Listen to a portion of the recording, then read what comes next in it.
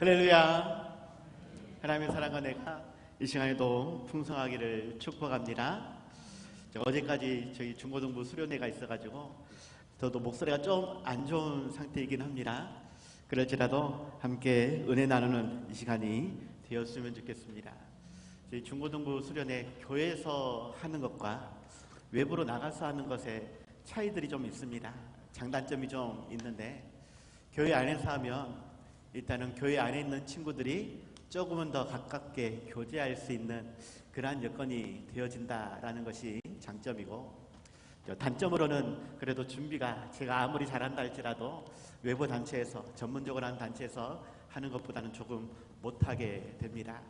그럴지라도 여러분들이 기도해 주시고 후원해 주심으로 수련회를 잘 마무리할 수 있었습니다. 이 시간을 빌어서 다시 한번 감사를 드리고, 또 우리 주일학교가, 우리 유초동부도 어제 견학을 저희들보다 좀 빨리 끝날 줄 알았는데 저희보다 더 늦게 유초동부는 끝났더라고요. 여러분들이 기도해 주시고 후원해 주셔야만, 더 관심을 가져주셔야만 우리 주일학교가 부흥하고 성장할 수 있습니다. 모두가 함께 그에 동참할 수 있는 우리 모두가 다들 되시기 바랍니다. 오늘 말씀의 제목이 사역을 위한 기도와 배려입니다. 사역을 위한 기도와 배려. 사역자인 바울을 의미하기도 하지만 우리 모두가 교회를 위한, 또 우리 주일학교를 위한 사역자다라는 것을 기억하시기 바랍니다. 저나 전도사님, 또 백일호 목사님도 사역을 위해, 주일학교를 위해서 헌신할 것이지만, 여러분들이 오늘 본문에 나온 두기고와 같은 그러한 사명자로 함께 동역할 수 있는, 사역할 수 있는 우리가 될 수 있길 원합니다. 그러기 위해서는 더욱 기도와 배려가 필요하다라는 것이죠.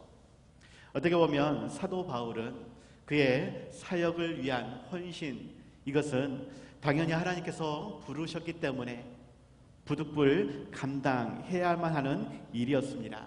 고린도 전서 9장 16절에서 내가 복음을 전할지라도 자랑할 것이 없음은 내가 부득불 할 일임이라. 만일 복음을 전하지 아니하면 내게 화가 있을 것이로다 라고 고백하기도 합니다. 부득불 감당해야 되는 사명, 그렇다고 힘들고 어려울 때에 불평하거나 원망하는 그러한 모습은 결코 없습니다. 오히려 더 마음 아파하며 교회를 위해 기도하고 헌신하는 그러한 모습을 보여주지요. 그런데 사도 바울 혼자만 감당한 것이 아니라 그와 함께 동역했던 많은 사람들이 있고, 또 교회 또한 그러한 바울과 함께 그렇게 하나님의 교회를 위해, 하나님의 나라를 위해 힘써 수고했다라는 것입니다. 로마서 8장 17절에서 자녀이면 또한 상속자, 곧 하나님의 상속자요 그리스도와 함께한 상속자니 우리가 그와 함께 영광을 받기 위하여 고난도 함께 받아야 할 것이니라 라고 말씀합니다. 하나님의 일을 감당할 때에 기쁘고 즐거운 일만 있는 것이 아니라 실은 고난도 함께 있다라는 것이에요. 디모데후서 1장 8절에서는 그러므로 너는 내가 우리 주를 증언함과 또는 주를 위하여 갇힌 자 된 나를 부끄러워하지 말고 오직 하나님의 능력을 따라 복음과 함께 고난을 받으라 라고 말씀하죠. 하나님의 영광을 위해, 또 하나님의 능력을 따라, 어떻게 보면 힘있고 능력 있는 그러한 사역을 생각할 수 있는데 오히려 고난도 함께 받아야 한다. 또 예수님도 십자가를 짊어져야 한다. 이렇게 말씀을 하고 있습니다. 이것은 어떻게 보면 앞뒤가 안 맞는 말이 아닐까. 천하 만국을 다스리는 그 하나님이, 온 우주를 그 뜻대로 운행하시는 하나님이 우리와 함께 하시며 힘과 능력을 주시는데 어떻게 고난이 있을 수 있는가? 눈물, 슬픔, 근심, 걱정이 있을 수 있는가? 어떻게 보면 앞뒤가 안 맞는 말이지만 하나님은 반드시 그러한 사명자로 우리가 서기를 원한다라고, 그렇게 십자가를 지고 따라오는 제자가 되어야 한다라고 말씀을 하십니다. 분명 귀한 은사와 달란트를 주심에도 불구하고, 힘과 능력을 주심에도 불구하고 우리는 이러한 고난과 힘겨움이 있음을 기억하며, 그렇기 때문에 우리는 더욱 연합해야 된다. 서로 위로하며 격려하며 도와주며 합력하여서 선을 이루어야 한다라는 것을 기억하시고, 사역을 위해서 더욱 기도와 배려로서 서로를 생각할 수 있는 우리 모두가 다들 되시기 바랍니다. 이를 위해서 두 가지를 말씀드리고자 하는데, 첫 번째로는 우리는 복음을 위해 쇠사슬에 매인 사명자임을 기억하시기 바랍니다. 우리는 쇠사슬에 매인 사명자다. 오늘 보면 19절 20절에서 또 나를 위하여 구할 것은 내게 말씀을 주사 나로 입을 열어 복음의 비밀을 담대히 알리게 하옵소서 할 것이니, 이 일을 위하여 내가 쇠사슬에 매인 사신이 된 것은 나로 이 일에 당연히 할 말을 담대히 하게 하려 하심이라 라고 말씀하고 있습니다. 사도 바울은 복음의 비밀을 전하기 위해서 쇠사슬에 매여 있다라고 이야기를 하는 것이죠. 복음 때문에, 복음을 전하기 위해서 실은 일부러 붙잡혔고 일부러 로마 감옥에 갇히게 된, 그래서 쇠사슬에 매여 있는 상황이 되어진 것입니다. 그런데 이는 하나님께서 당연히 할 말을 담대하게 전하게 하기 위해서 하나님께서 일부러 만드신 것이고, 나 또한 일부러 그렇게 내 삶을 쇠사슬로 묶었다라고 표현을 하는 것입니다.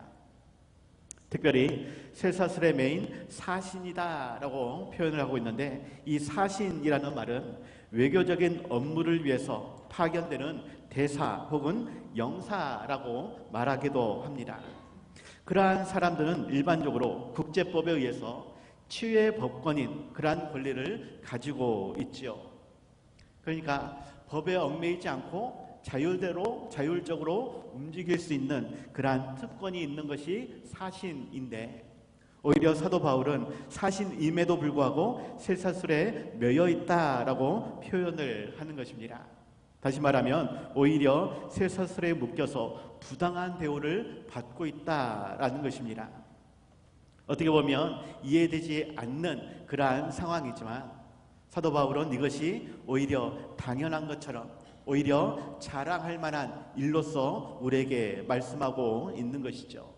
우리가 하나님의 사명자로, 대사로 어떻게 보면 권위와 명예를 가지고 시작할 수 있을 것인데, 오히려 세상은 그러한 우리를 부당하게 대우하고 고난이 가득한 그러한 쇠사슬로 묶을 수 있다라는 것입니다.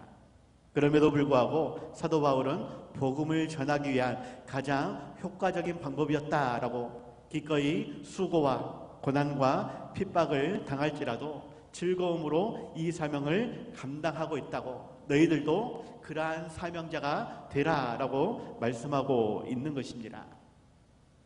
지금 사도 바울이 로마 감옥에 갇혀 있습니다. 그 시작점을 찾아보면 사도행전 25장 9절에서 이스라엘에 새로 부임한 총독이 있습니다. 베수도라는 사람인데, 25장 9절에 보면 베수도가 유대인의 마음을 얻고자 하여 바울더러 묻되 너가 예루살렘에 올라가서 이 사건에 대하여 내 앞에서 신문을 받으려느냐라고 말하는 부분이 있습니다.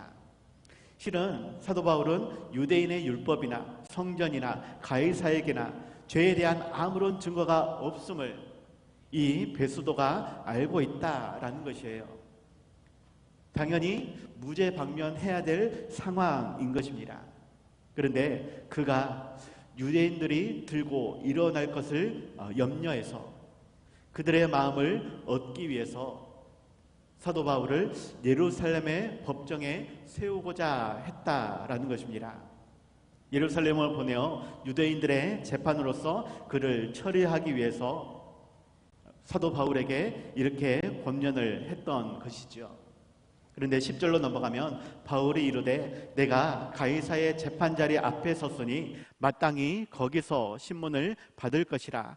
당신도 잘 아시는 바와 같이 내가 유대인들에게 불의를 행한 일이 없나이다 라고 이야기합니다. 내가 예루살렘으로 갈 것이 아니라 차라리 로마에 가서 가이사의 법정에 내가 서기를 원한다, 이렇게 이야기를 하는 것이죠. 26장 32절로 가면 이에 아그리빠가 베스도에게 이르되 이 사람이 만일 가이사에게 상소하지 아니하였더라면 석방될 수 있을 뻔하였다라고 표현을 합니다. 그가 굳이 가이사에게 내가 로마로 가서 재판을 받겠다라고 하지 않았으면 그냥 쉽게 풀려날 수 있었을 것인데, 그가 굳이 로마로 가겠다라고 해서 지금 이러한 일이 벌어졌다라고 이야기를 하는 것입니다. 실상 사도 바울은 죄도 없을 뿐더러 로마 시민권자였기 때문에 그는 예루살렘에 갈 필요도 없고 재판을 받을 필요도 없고 마찬가지로 로마에까지도 갈 필요가 없는 그러한 사람이었습니다. 하지만 오히려 그것이 하나님께서 나에게 부르신 사명, 곧 예수 그리스도의 이름을 이방인과 임금들과 이스라엘 자손들에게 전하기 위하여 택함받은 그릇이기 때문에 이방 나라의 임금들, 곧 로마의 황제 앞에서라도 내가 복음을 전해야 된다라는 그 사명 때문에 죄인된 몸으로 로마에 끌려갈지라도 이것이 오히려 더 좋은 방법이다, 하나님께서 주신 사명을 온전히 이룰 수 있는 방법이다 생각하고 그렇게 로마로 가게 되었고 쇠사슬의 메인 그러한 삶이 되어졌다라고 이야기를 하는 것입니다. 물론 지금 현재 사도 바울이 로마 감옥에 갇혀 있다라고 표현되고 쇠사슬에 묶여 있다라고 표현되지만 우리가 일반적으로 아는 지하 감옥, 캄캄하고 음습하고 그렇게 완전히 꽁꽁 묶여 있는 그러한 상황은 아닙니다. 그럴지라도 그의 앞날이 재판의 결과에 따라 어떻게 될지 알 수 없는 그러한 상황이라는 것이죠. 그럼에도 불구하고 내가 법정에 서서 사람들에게 담대히 예수 그리스도를 외칠 수 있다라면 이방인과 임금들에게 복음을 전할 수 있다라면 그것이 나에게 주신 사명이기에 내가 끝까지 감당하겠노라라고 말하고 있는 것입니다. 말씀을 드리고자 하는 것은 우리가 이러한 사명을 받고 있다라는 것이에요. 우리 또한 땅끝까지 복음을 증거해야 될 사명이 있는 것입니다. 모든 사람들에게 복음을 전하고 그들을 제자로 삼으며 예수 그리스도의 십자가의 복음을 가르칠 수 있어야 한다라는 것입니다. 그 일이 결코 쉬운 일이 아니다. 오히려 힘들고 어려운 고난의 길이 될 수 있다. 아니 사도 바울처럼 그렇게 쇠사슬에 묶이는 삶이 될 수도 있다라는 것이죠. 그러할지라도 우리는 감당해야 한다라는 것입니다. 당연히 할 말을 담대히 전하며 즐거이 사명을 감당하기 위해 고난도 감당할 수 있는 쇠사슬에 기쁨으로 묶일 수 있는 그러한 상황에서 더욱 하나님께 영광 돌릴 아름다운 열매를 맺어가기 위해 힘쓰는 우리 모두가 다들 되시기 바랍니다. 두 번째로는 우리는 두기고처럼 서로의 사정을 알리고 서로를 살펴 필요한 부분을 채워주며 함께 사역할 수 있어야 한다라는 것을 기억하시기 바랍니다. 오늘 보면 21절에서 나의 사정 곧 내가 무엇을 하는지 너희에게도 알리려 하노니 사랑을 받은 형제요 주 안에서 진실한 일꾼인 두기고가 모든 일을 너희에게 알리리라 라고 말씀하고 있습니다. 사도 바울은 에베소 교인들에게 두기고를 보내면서 자신의 사정이 어떠한지를 알리고자 했다라는 것이죠. 로마에 끌려가서 어떠한 징계와 신문과 형벌을 받고 있는지, 아니면 그가 기대했던 것처럼 담대히 복음을 전파하며 하나님 나라의 확장을 위해 사역하고 있는지 형편과 상황을 전해 에베소 교인들이 걱정하지 않도록 그렇게 하려 했다라는 것입니다. 특별히 이를 위해서 두기고를 보내고 있는데 이 두기고라는 사람이 신약 성경에 5번 소개가 되어집니다. 그럴지라도 그가 구체적으로 어떻게 바울을 만났고 복음을 받아들였는지 소개되어 있지는 않지요. 처음 사도행전 20장에서 그가 소개되어지는데, 이 사도행전 20장에서 소개되는 바울의 모습은 3차 전도 여행을 마치고 예루살렘으로 복귀하는 그러한 시점이었습니다. 그런데 그 시점에 바울을 죽이려고 하는 그러한 유대인들이 암살단을 만들고 음모를 꾸미고 있던 그러한 시점이었습니다. 사람들이 바울이 예루살렘을 가면 밧줄에 꽁꽁 묶이게 될 것이다, 죽을 수도 있을 것이다 라는 그러한 말을 듣게 되어졌습니다. 그러한 상황에서도 두기고는 바울과 함께 전도 여행을 동참하고 있는 그러한 모습인 것이죠. 디모데 후서 4장과 디도서 3장에서도 간단하게 소개가 나옵니다. 그럴 때에 이 두 가지 본문이 소개하고 있는 것은, 바울이 로마 감옥에 지금 갇혀 있는데 디모데와 디도를 로마로 올 수 있도록 두기고를 보내어 그들을 부르고 있는 것이죠. 그러면서 그들이 로마로 가게 되면 그 자리가 비게 되기 때문에 두기고가 잠깐 동안 그 지역을 사역할 수 있도록, 그렇게 두기고가 에베소와 또 그레데 섬에서 사역할 수 있도록 이야기를 하고 있는 것입니다.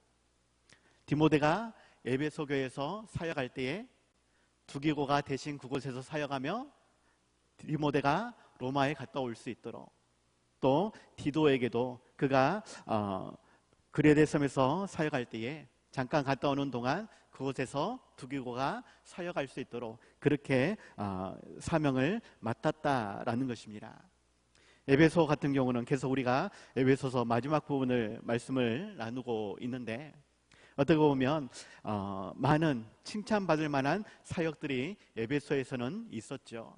하지만 요한계시록에서 말씀하고 있는 책망받을 한 가지, 사랑이 없었다라는 것입니다. 다른 일은 칭찬을 많이 받을지라도 사랑이 없는 교회, 이것은 사역자가 감당하기 어려운 일입니다. 정말로 사랑이 넘치는 교회, 아마 누구나 그곳에서 사역하고 싶을 것입니다. 두기고는 사랑이 없는 그곳에서 기꺼이 사명을 감당하고자 했다라는 것이죠. 그런데 그레데 섬은 실은 더 어려운 열악한 상황이었습니다. 거기는 죽기를 각오해야 할 만큼 위험한 도시라고 표현을 하죠. 특별히 디도서 1장 12절 13절에서 그레데인 중에 어떤 선지자가 말하되, 그레데인들은 항상 거짓말쟁이며 악한 짐승이며 배만 위하는 게으름뱅이다 라고 하면서 이 증언이 참되도다 라고 바울이 소개하고 있습니다.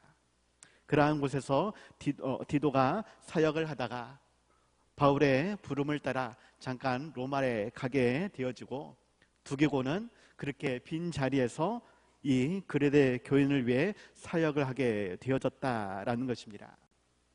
실상 두기고는 자신이 전적으로 사역해야 될 그러한 사역의 자리는 아니었다라는 것이에요. 그럼에도 불구하고 사도 바울의 권면을 따라 기꺼이 사랑이 없는 그곳에서, 아니 목숨에 위협이 있는 그곳에서 더욱 진실되게 헌신하며 충성되이 사역을 감당하는 그러한 모습을 보여주었다라는 것이죠. 골로새서 4장 7절 8절에서도 이러한 말씀이 있습니다. 두기고가 내 사정을 다 너희에게 알려주리니 그는 사랑받는 형제요 신실한 일꾼이요 주 안에서 함께 종이 된 자니라. 내가 그를 특별히 너희에게 보내는 것은 너희로 우리 사정을 알게 하고 너희 마음을 위로하게 하려 함이라 라고 말씀하고 있죠. 두기고는 사도 바울과 함께 때로는 힘들고 어려운 사역지도 열심히 감당하고, 또 필요에 따라서는 여러 교회에 바울의 사정을 알리며 온전히 하나님의 사명을 위해서 함께 기도할 수 있도록 권면하고 또 교회들을 위로하기 위해 힘썼다라는 것입니다. 말씀을 드리고자 하는 것은 저나 백일호 목사님이나 차문경 전도사님이 감당해야 될 사역, 이것은 당연한 일입니다. 어떠한 고난과 핍박이 있을지라도 끝까지 우리는 사명을 감당할 것입니다. 그런데 우리만 열심히 노력하면 된다는 게 아니에요. 함께 사역해 주실 여러분이 필요하다라는 것입니다. 하나님은 그러한 사명자로 여러분들을 부르고 계신다라는 것이에요. 우리가 한 마음 한 뜻이 돼야 하나님의 온전한 교회를 세워갈 수 있다라는 것을 기억하시고 함께 뜻을 모으고 마음을 모아서 더욱 연합하여서 하나님의 교회를 함께 세워갈 수 있기를 바랍니다. 사람들이 알아주지 않을지라도, 사람들이 응원해 주지 않고 기도해 주지 않을지라도 하나님께서 알아주시면, 하나님 한 분만 기억해 주시면 그러한 마음으로 저나 다른 사역자들도 감당할 것이죠. 그런데 그럴 때 과연 그 사역이 기쁨 가득 은혜 가득한 삶이 될 수 있을까? 아니, 사도 바울도 엄청난 힘과 능력이 하나님께서 주신 은사와 달란트가 있는데 굳이 사람들에게 기도를 부탁할 필요가 있겠는가? 하지만 기도가 아니면 사명자라 할지라도 그 일을 완수할 수 없습니다. 나만 열심히 잘하면 돼가 아니라 함께 잘할 수 있도록 하나님께서 더욱 교회를 세워가신다, 부르신다라는 것을 기억하시기 바랍니다. 서로가 알아주고 서로가 위로해주며 서로가 기도해 줄 때에 더욱 힘이 난다라는 것이에요. 우리 모두가 한 마음 한 뜻으로 그렇게 하나님의 교회를 세워갈 수 있는, 흔들리지 않는 교회를 세워갈 수 있는 우리 모두가 다들 되시기 바랍니다. 그래서 결론입니다. 우리는 쇠사슬에 매인 사명을 잘 감당하기 위해 서로의 사정을 알리고 서로의 마음을 위로할 수 있도록 힘써야 한다라는 것을 기억하시기 바랍니다. 22절에서도 우리 사정을 알리고 또 너희 마음을 위로하기 위하여 내가 특별히 그를 너희에게 보내었노라 라고 말씀하고 있습니다. 사도 바울은 자신의 어려움에 위로받기 위해서 두기고를 보내는 것이 아니라 오히려 에베소 교회를 위로하기 위해 바울의 상황과 형편을 소개하며 그들을 위로하고 축복하기 위해서 두기고를 보내고 있는 것입니다. 그리고 두기고는 그러한 사명을 위해서 더욱 열심히 에베소 교회를 향해 나아가고 있고 그곳에서 더욱 예수 그리스도의 복음을 전하고 있다라는 것이죠. 특별히 그가 가지고 가고 있는 편지가 있습니다. 그 편지가 무엇이냐? 오늘 본문의 에베소서 말씀을 그가 가지고 지금 에베소로 가고 있다라는 것이에요. 사도 바울은 이 말씀을 통해 그들이 더욱 위로받고 그들이 더욱 마음과 뜻이 하나 되도록 교회의 정체성과 복음의 능력 그리고 그리스도인의 올바른 삶의 태도를 가르치기 위해 에베소서 말씀을 그렇게 전하고 있는 것입니다. 에베소서 말씀 이제 마무리를 하고 있는 그러한 시점인데 이 말씀을 통해 나에게 주신 하나님의 명령이 무엇인지, 정말로 내가 감당해야 될 사명이 무엇인지, 정말 우리 교회를 위해 내가 감당해야 될 그 하나님의 원하심이 무엇인지를 살펴볼 수 있길 바랍니다. 교회는 하나님의 성전입니다. 교회는 예수 그리스도가 주인 되십니다. 머리 대신 예수님의 몸된 지체가 교회 곧 우리인 것입니다. 모습은 다를 수 있습니다. 생각은 다를 수 있습니다. 아니 뜻도 다를 수 있습니다. 그런데 그 모든 것을 다 내려놓고 오직 하나님의 뜻 안에서 하나님의 말씀 안에서 온전히 사랑하며 섬기며 나누며 그렇게 하나 된 교회로 하나님이 주신 사명을 완수하라라고 우리에게 명령하고 있다라는 것이죠. 하나님이 거하실 처소가 되기 위해 예수 그리스도 안에서 함께 지어져가는 존재라고 우리에게 말씀하시면서 그 부르심의 한 소망 안에서 직분과 사명을 끝까지 완수할 수 있도록 우리에게 권면하고 있는 것입니다. 이를 위해서 서로 돕고 기도하며 관심을 가져주고 필요를 채워주며 함께 사역할 수 있는 그 사명을 결코 벗어나지 않도록 오히려 내 자신을 쇠살슬로 묶을 수 있는, 그래서 온전히 하나님께 영광 돌리는 교회, 세상이 칭송하는 교회, 하나님의 기쁨이 되고 하나님의 자랑이 되는 우리 지상교회를 함께 세워갈 수 있는 우리 모두가 다들 되시기 바랍니다.